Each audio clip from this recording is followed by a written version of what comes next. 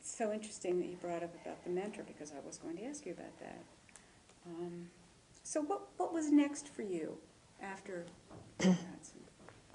Well, I promised myself I'd quit smoking before I turned 50, and I did. That I would retire before I turned 60, and I did. But once it was announced that I was leaving, I got a lot of phone calls from people saying, well, would you come and do this project for us and this project for us? So I immediately retired and went to work on 3 projects. I helped create some good public relations programs for Musicland, working with Marcia Apple, their senior vice president, and being a sort of an outside consultant for her. And then I did a needs assessment for Kohl's Media to help them determine how they ought to be organized for public relations and communications.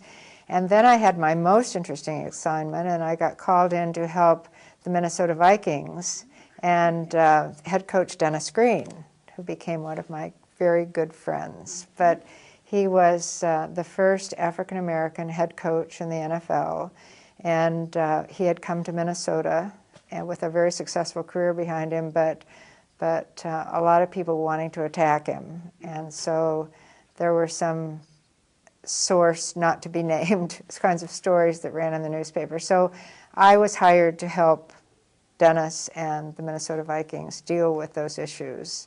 And that was, so it was 3 really wildly different assignments. And I was so busy, and I really did not like going to Kinko's to copy all my stuff. So I figured I really did need a copy machine. About that time, John Graham from Flushman Hillard, whom I've known forever and whom I've admired for many years, and we're both from Missouri, so we sort of were souls of the same nature. And he called and said, I want to put a flag up in Minnesota, and I'd like for you to do it for me. And I said, no, no, no, no, no. You have the wrong person. I don't like agencies. I never used them. I thought they were all overrated. So I'm the wrong person for you. And he said, well, let's talk about that. And there was one exception. I really liked Kexton Company in New York, and I told him why I liked them. And he said, well, why don't you open an office for Flushman Hillard in Minnesota that you would have hired? And so I said, ooh, that's a great challenge, you know. I could do that. And so so we did. We opened an office, and I gathered together. We started out with 5 people, and our initial revenues were $400,000 in Minnesota. And then at the end of 6 years, when I retired again, we were at 35 people and $7 million, and the 3rd largest agency in the Twin Cities. So that was pretty exciting. Right. What's interesting is that I believe at the time there was some general noise that it was too competitive an environment, and